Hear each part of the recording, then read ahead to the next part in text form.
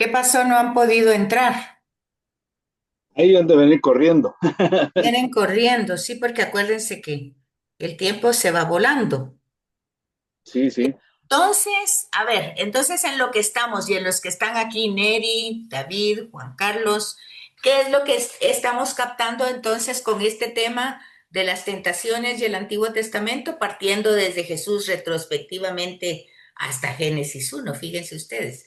Y luego, a ver si podemos hacer ese mismo trayecto. O sea, de Jesús a Génesis 2:4b y después de Jesús hacia nosotros. ¿Cómo podríamos hacer un mapa mental así, relacionado de Jesús para el pasado y de Jesús para el futuro, para nosotros? ¿Cómo podrían, supóngase que es una predicación de unos 2 minutos, ¿cómo podrían enfocarlo con lo que acabamos de decir? ¿Quién se anima? Nadie. Ánimo, ánimo, no importa que se equivoquen, pero ¿cómo lo harían? ¿Cómo traten de organizar la mente rápidamente para ver cómo armarían ese pequeño rompecabezas? Disculpe, disculpe, licenciada, como acabo de entrar, ¿cuál fue la pregunta? ¿Cómo organizaríamos una pequeñita predicación de las tentaciones de Jesús, tomando en cuenta Génesis 2:4b al 3:24 y otra vez regresando a Jesús para llevarlo a nuestra cotidianidad, a nuestra práctica? Algo que yo pueda como orientar. Básicamente el tema de la predicación es llevar a la gente a Jesús. Entonces, ¿cómo llevamos a Jesús o cómo llega la enseñanza de Jesús, cómo enfrentar las tentaciones eh, para nosotros? Y cómo está ilustrado en el Génesis, cómo la vive Jesús y cómo nos ilumina a nuestra realidad de tentación. ¿Cómo sería una pequeña predicación de 1 minuto, 2 minutos? Yo lo que podría decir en esta situación, de verdad, a mí me pegó mucho. Yo estaba en un retiro el fin de semana y me pegó mucho el Evangelio. Pero lo podría enfocar así.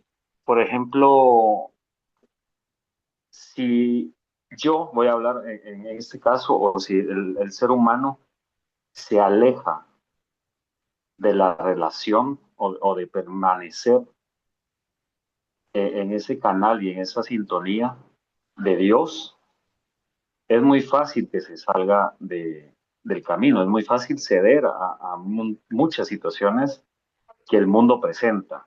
Por ejemplo, para Jesús, me imagino que no fue fácil, pero como él conocía, él estaba adherido a ese árbol, a esa fuente, que era él mismo, pues que era Dios mismo. Él le responde a la tentación con la palabra. Es decir, tiene que tener también el hombre, en este caso, mi experiencia, como ese conocimiento, ¿sí? Ese estudio y ese saber. Y creo que aquí juega un papel importante esta clase, porque si sabemos los fundamentos, si sabemos de dónde proviene todo, podemos ya hacer un estudio un poco más profundo. Por ejemplo, Jesús sabía porque tenía el Antiguo Testamento, lo leía, ¿no? No, quedemos ahí. Fíjese que no anda perdido, pero tiene que matizarlo mejor. O sea, porque Jesús es hombre verdadero, hombre verdadero. Como hombre verdadero, Jesús es lo que usted no ha dicho, pero que más o menos yo lo puedo entender entre líneas, pero la mayoría de personas no lo entenderían. Pero yo sí logro entender porque entiendo, capto lo que usted está diciendo. Pero lo que hay que decir con palabras claras que es, Jesús jamás perdió la identidad de hijo, jamás. En cambio, estas criaturas, esta creación de Génesis 3, Adán y Eva, estos inmediatamente perdieron el sentido. El pueblo que iba a entrar a Canaán inmediatamente perdió la dimensión. quiere decir que el ser humano, una de las tentaciones más serias que tenemos, que es un drama, realmente es una tragedia lo que nos pasa, porque inmediatamente las circunstancias hacen que nosotros nos olvidemos y perdamos nuestra identidad. Entonces, el primer enfoque o el primer recurso que yo tengo que usar en la predicación es a Jesús como modelo. Y Jesús en las tentaciones como modelo no pierde la identidad de hijo, no de Dios, sino de hijo de Dios, de hombre, hijo de Dios. Y nosotros incluso tenemos Génesis con Adán y Eva y tenemos pues que inmediatamente perdieron la identidad porque ellos querían ser conocedores y saber exactamente cuál es el bien y cuál es el mal y automáticamente desplazaron a Dios. Jesús jamás desplaza a Dios, jamás. Ni en la cruz, ni cuando lo va cargando, ni cuando lo abofotean, ni cuando lo traicionan, ni cuando lo niegan, ni cuando... Jamás, jamás pierde la identidad. Ok, ese sería el primer punto. Ese sería el primer punto. ¿Cuál es su nombre? David, ¿verdad? David. David, muy bien. Alguien más que... Muy buen punto el de David. Jesús jamás... O sea, en la predicación yo ya tengo que predicar a Jesús. No tengo que predicar al diablo en las tentaciones. ¿Para qué? O sea, yo sé ya lo que sé, pero yo tengo que predicar a Jesús. Ese es al que tengo que predicar. Entonces, primero, pues Jesús jamás perdió la identidad de hijo, jamás, como hombre. Como hombre verdadero jamás perdió la identidad de hijo. ¿Qué otro elemento podría entrar en la predicación? ¿Qué otro elemento? Rapidito, rapidito, rapidito. Licenciada, la fortaleza, La la fortaleza. fortaleza, ajá, ¿Cómo la porque fortaleza? como vemos, Jesús, Jesús conservó su identidad, como usted lo ha explicado, Ajá. ¿verdad? Entonces, pero por eso digo la fortaleza, porque él fue fuerte en todo, con todo momento, se mantuvo, Pero mientras acuérdese, que hoy acuérdese, Sor nosotros María, queremos. acuérdese, Sor María, de que Jesús, esto pasa Ujú, después del bautismo, y Jesús está lleno del ajá, Espíritu, y es el Espíritu el que lo lleva al ¿cierto? desierto. Entonces, fíjese bien lo que va a Sí, decir, la fortaleza, pero ¿de dónde la recibe? Jesús recibe la del fortaleza. espíritu.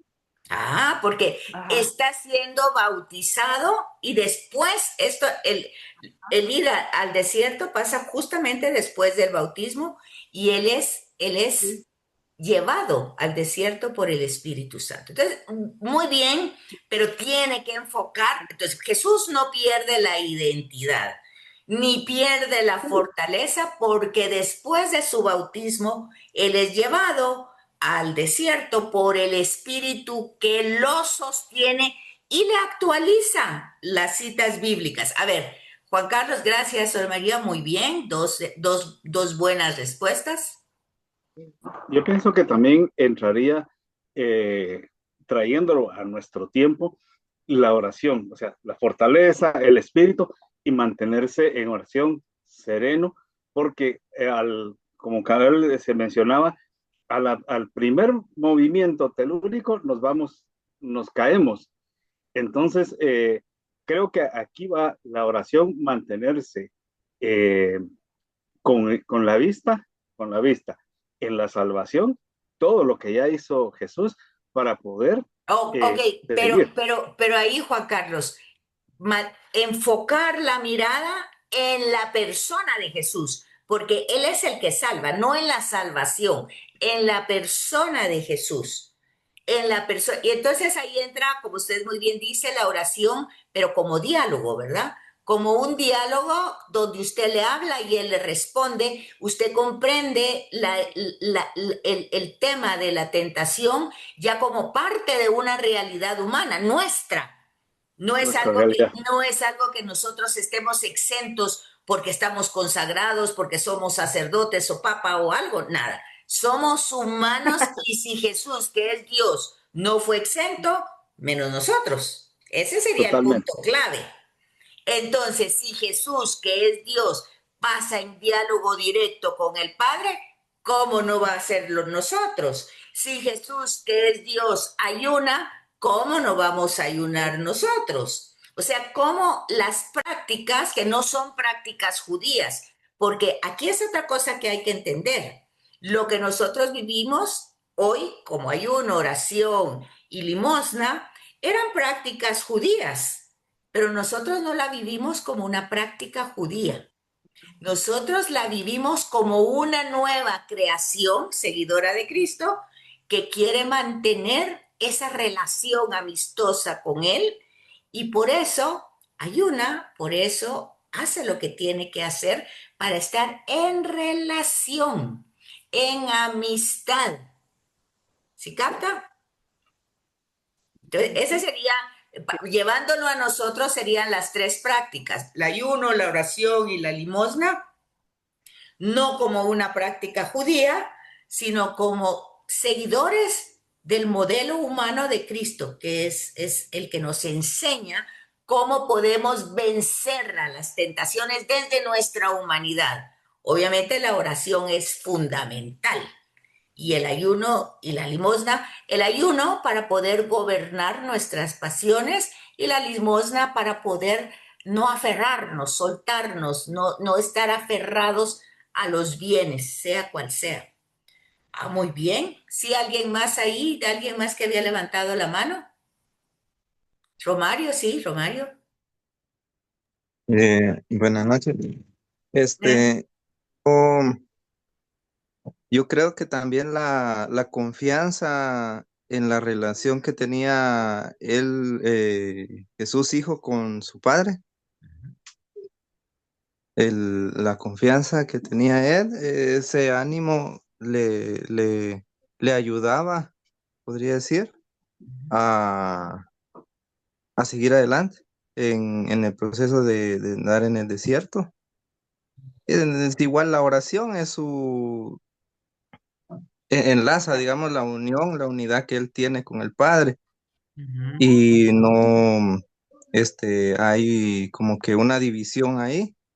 Eh, Creo que su confianza, de la confianza que tenía puesta Jesús en la misión que tenía, que le había encomendado Dios Padre, era tan fuerte que pudo soportar las tentaciones, la Muy bien, debilidad humana que sentía. muy bien, Romario. O sea que desde la humanidad Jesús tiene una certeza, sabe.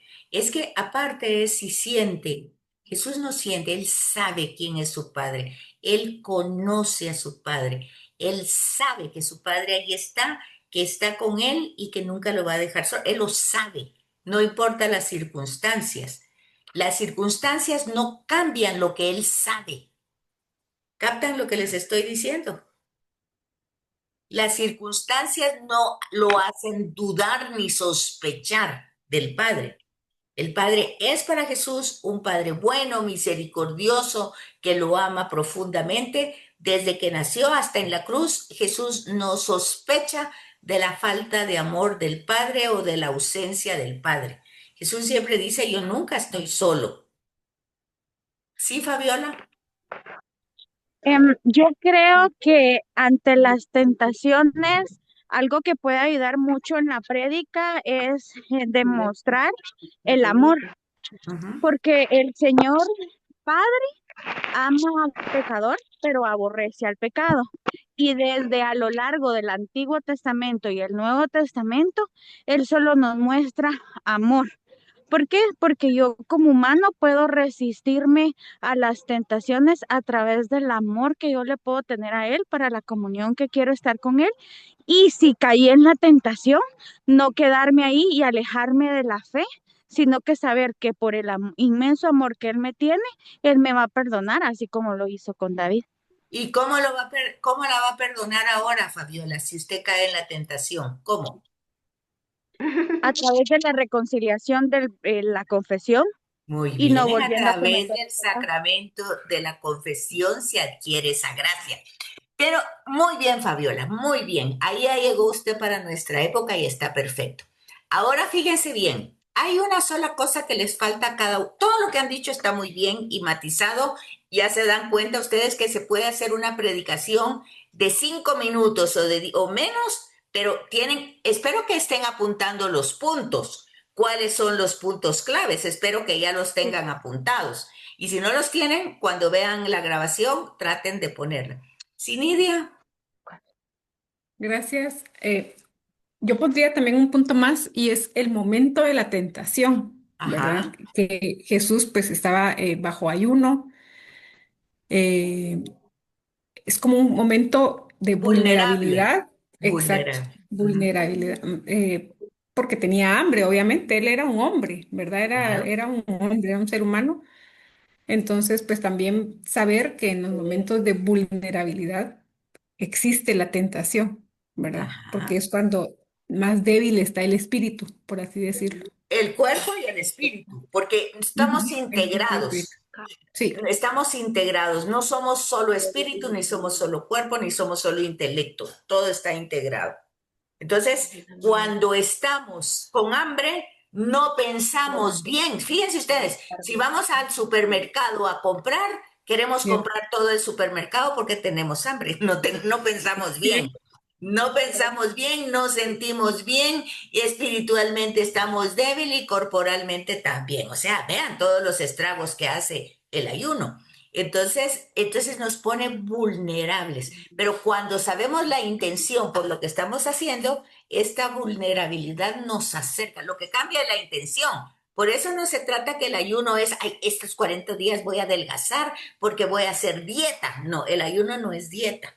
El ayuno tampoco es, está bien lo que dicen los papas, ayunar del chisme y de la televisión y sí que me gusta la novela. Todo eso está bien, pero eso no le va a afectar en el sentido biológico, el que usted no genere, lo dice el dicho, panza llena, panza llena. corazón contento. Ah, ya vio. Entonces, usted puede dejar de ver televisión, pero y si come su pastel y su helado y su todo, usted está contenta. Se le olvidó ver la novela o lo que sea, ¿va? Entonces, no es lo mismo. O sea, el ayuno tiene un sentido de corporalidad. Perfecto. Pero hay una cosa antes que se termine la otra reunión. Sí estoy grabando, ¿verdad? Yo creo que sí, sí grabé. Sí. Bueno, Sí, dice grabando. sí estoy grabando. Y dice, Entonces, fíjense que un elemento que Jesús, además de no perder su identidad, de saber quién es el Padre y quién es Él, de saber también quiénes somos nosotros y cómo somos nosotros, porque es humano, saberlo bien, bien. Hay otro elemento de Jesús muy importante en esta escena. ¿Cuál será? ¿Ya no se les ocurre nada? La manera como contesta. ¿De qué forma contesta Jesús? Templanza, ¿Ah? con una templanza, con una entereza, No, firme, ¿no? Con la palabra. con la palabra Con la de palabra. Dios. O Sí. sea que Jesús conoce la Sagrada Escritura. Y ahí también Betsaida, el tentador también la conoce. Y eso es lo Bien, importante ok, pero porque muy bien, Josué. le Muy bien, menciona Josué. si mandaras tus ángeles, pero también, dice Jesús, no tentarás al Señor tu Dios. O Ok, sea, entonces, ¿cómo sale ahí la predicación entonces? Si también la tentación conoce, o sea, se nos puede tentar desde la Sagrada Escritura, ¿o no? Ah, entonces se dan cuenta lo importante de la interpretación, porque Jesús sabe muy bien la interpretación que lo tienta, la tentación es desviarme del camino. O sea, yo voy en un camino y la tentación me presenta algo agradable para que yo cambie de ruta y camine para otro lado. Eso es como un desvío. Entonces, pero Jesús sabe perfectamente lo que Dios nos ha dicho a través de sus revelaciones, cómo actúa Dios y cómo habla Dios, Jesús lo sabe. y lo sabe desde la escritura, cosa que nosotros también lo podríamos saber. Por eso están estudiando ustedes, para saber lo que Dios, cómo actúa Dios, cómo habla Dios, cómo se expresa Dios. Y entonces las citas con las que Satanás tienta a Jesús, sería bueno que ustedes las buscaran en el Antiguo Testamento. Y las citas con las que Jesús le responde a Satanás, sería bueno que ustedes las buscaran en el Antiguo Testamento. Y ustedes vieran entonces cómo sería ese elemento entrado a la prédica, cómo sería entonces. ¿Cómo lo dirían? ¿Nadie? ¿No tienen idea? No sé si se podría hacia el Antiguo Testamento recordar nuevamente el pasaje del Génesis, de lo que acabamos de también leer en la Ujú. primera lectura, vamos a decir. Entonces, traer un poco para recordar también cómo en el Antiguo Testamento estaba la tentación. No sé. Ujú. Sí, obviamente todos los personajes en el Antiguo Testamento cayeron en tentación, todos.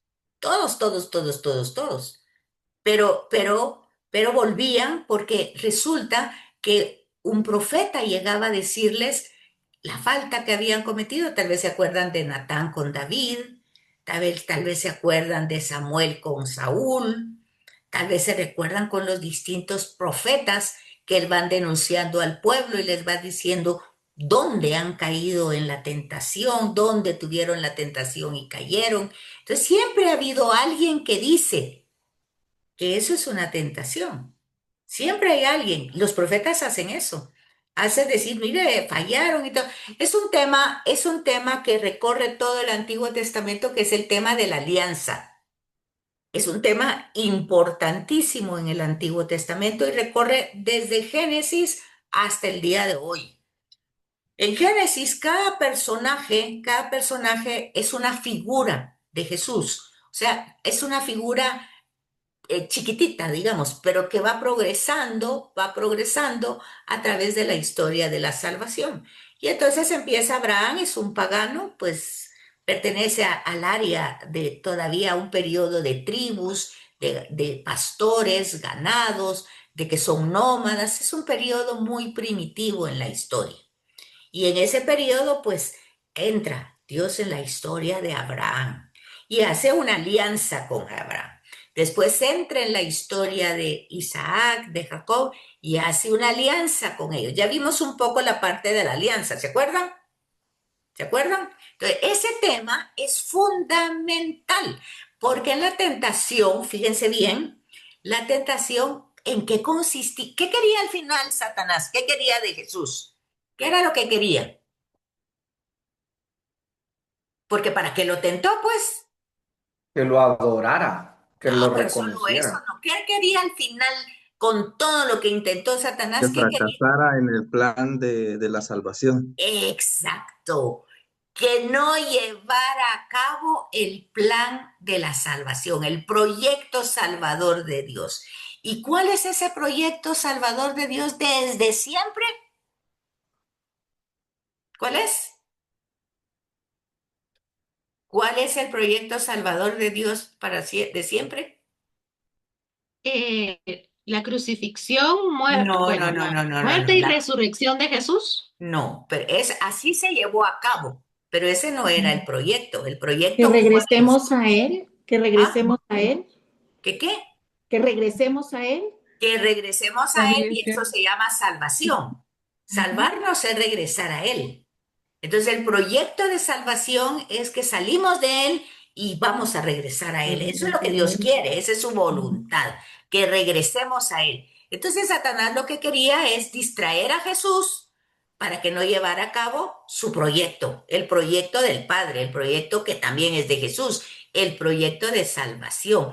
Entonces fíjense ustedes qué interesante, que cuando nosotros decimos que le creemos a Dios, es porque le creemos en su proyecto y que estamos trabajando en su proyecto. Y por eso el tema del perdón, fíjense, Porque está en el Padre Nuestro, ¿verdad? Lo leímos cuando, ayer, hoy, ¿cuándo se leyó el Padre Nuestro en misa? Hoy, ayer. El lunes creo que fue. El No, martes, yo creo que eso, fue el martes. ayer, Ah, ayer. no, el lunes. Ayer. El lunes fue. El No, fue lunes el fue. lunes. Ayer no fui Fue a el misa. lunes. El Ah, lunes. Entonces, des en cuenta que perdónanos como nosotros perdonamos, porque justamente el proyecto de salvación tiene que ver que tengo que proteger al otro para que se salve.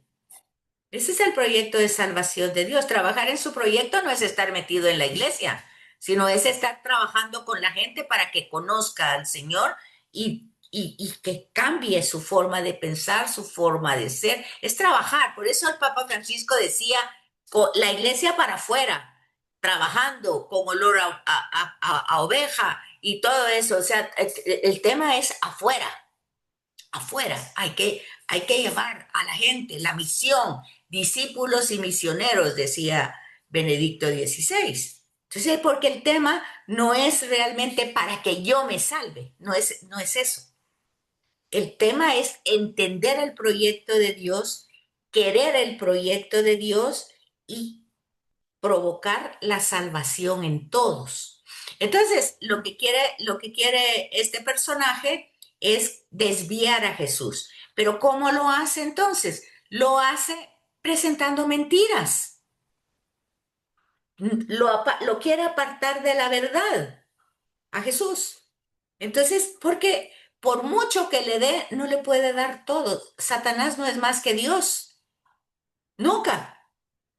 Y antes del pecado siempre fue la gracia, siempre fue el amor de Dios. Fuimos creados por amor. Y aparte de eso, insufló en las narices de cada uno de nosotros su vida. Dios nos dio parte de él.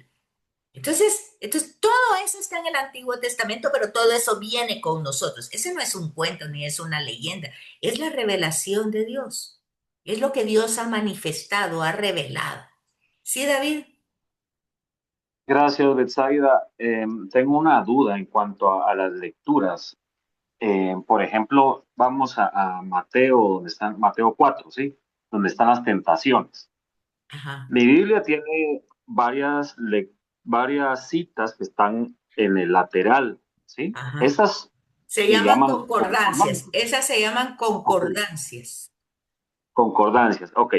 Y hay unas pies, como pies de página, ¿sí? Esos son comentarios que también dentro de esos comentarios hay otro tipo de lecturas, ¿sí? Así es. Entonces, para llegar a la profundidad de lo que estamos hablando, para lograr comprender, hay que unir todas esas lecturas Así o es.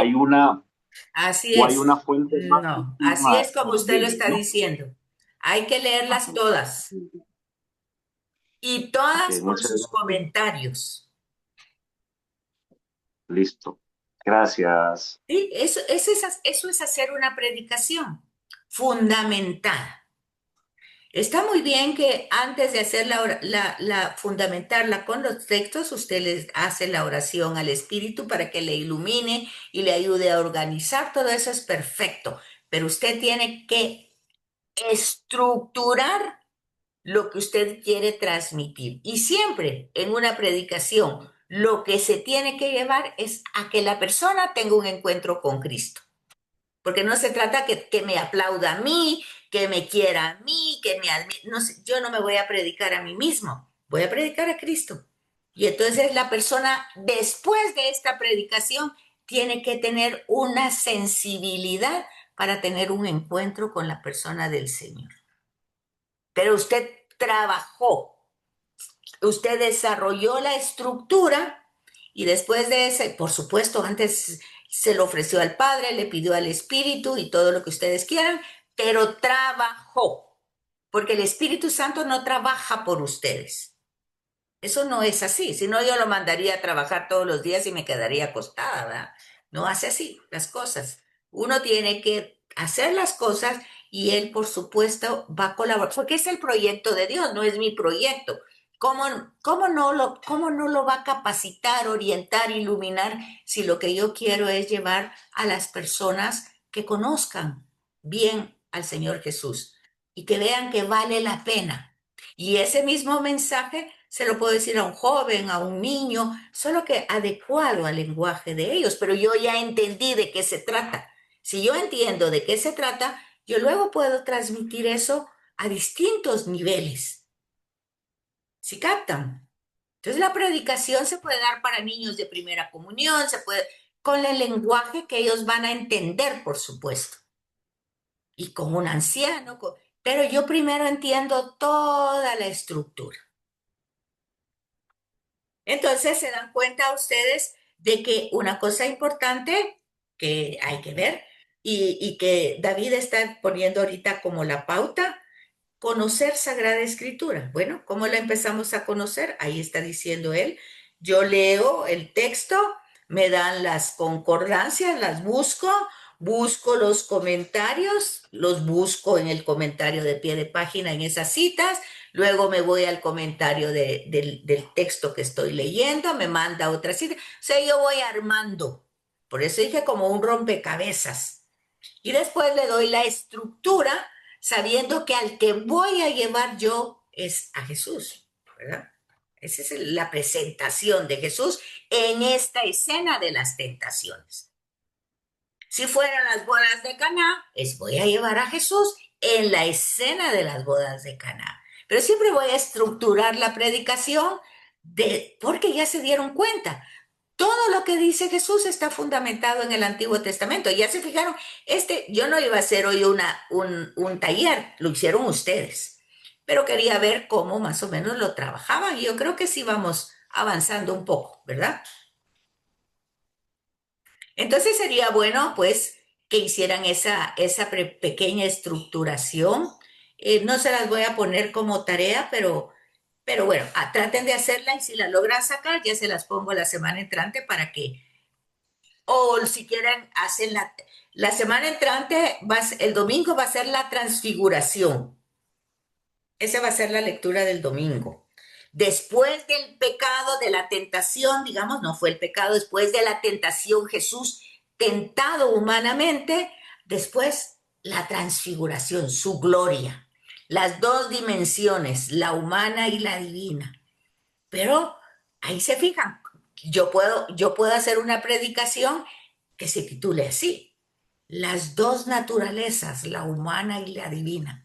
Y entre esas dos, juntan las dos predicaciones, los dos textos, los dos domingos, y ya ustedes lo ilustran, llevando siempre a Jesús. ¿Qué les parece? Hacen la prueba. Obviamente se necesita tiempo, porque eso es lo que... No es tiempo de sentarse, de ponerse a leer, por lo menos tienen una semana para hacerlo, pueden hacerlo un ratito cada día, un ratito, una hora, ya cuando están tranquilos, antes de acostarse o muy temprano, depende cómo puedan hacerlo, ¿verdad? Lo hacen y a ver qué tanto, lo dejan escrito o lo que sea y ya pasan a otra parte y así van estructurando una predicación de 5 minutos. Claro que después ustedes la pueden alargar o lo que sea, pero centrada. ¿Sí captan? Bueno, entonces se dan cuenta que es importantísimo conocer Sagrada Escritura. Jesús la conocía. Muchos textos vamos a ver que Jesús la conocía. Cuando entra a la sinagoga de Nazaret, pues él toma el rollo de Isaías y se lo aplica. Hoy, ciertamente, hoy fue la lectura de Jonás. Conoce la historia de Jonás. ¿Sí? ¿Saben quién es Jonás, verdad? El profeta. ¿Sí? ¿Se acuerdan? El de la ballena. Sí, pero no es tanto el de la ballena, es el que no quiere llevar el perdón a Nínive, el que no quiere cumplir con la misión de profeta, no quiere ser profeta, no quiere llevar ese mensaje porque no quiere que ese pueblo sea perdonado por Dios. Fíjense qué cosa más interesante la de Jonás. Él no quiere que Dios perdone a ese pueblo. Entonces hace su berrinche, ¿verdad? Y no quiere. Pero Dios sí quiere perdonarlo. Y quiere que le predique y quiere que sea Jonás. Y Jesús va a decir, eso es lo peor con todos ustedes, que el pueblo de Nínive se convirtió Y fue Jonás que ni ganas tenía de irles a predicar, pero el Padre quería que les predicara y se convirtieron hasta los animales. Y aquí hay uno más que Jonás, que es más que Jonás, y nadie le hace caso. Para ponerse a llorar, ¿verdad? ¿Se da cuenta? Ah, pero se fija que parte del Antiguo Testamento. Ya se fijaron que no es que tenga que ver el Antiguo Testamento, que Dios era malo en el Antiguo Testamento y el del Nuevo es bueno. No, es un hilo conductor que llega hasta nosotros. ¿Sí van captando eso? Bueno, pues eso es muy importante que lo capten y que lo tengan presente y que vayan conociendo los textos. Así es que no sé si tienen ya preguntas porque se corta inmediatamente. Yo creo que se va a cortar en cuánto tiempo. Ya me avisó que se va a cortar 3 minutos. 3 minutos. Sí, ya es cierto. No, ni 2 minutos. Ah, sí, 3 minutos. Sí. Bueno, entonces preguntas, dudas antes que se acabe esto. Sugerencias, ideas.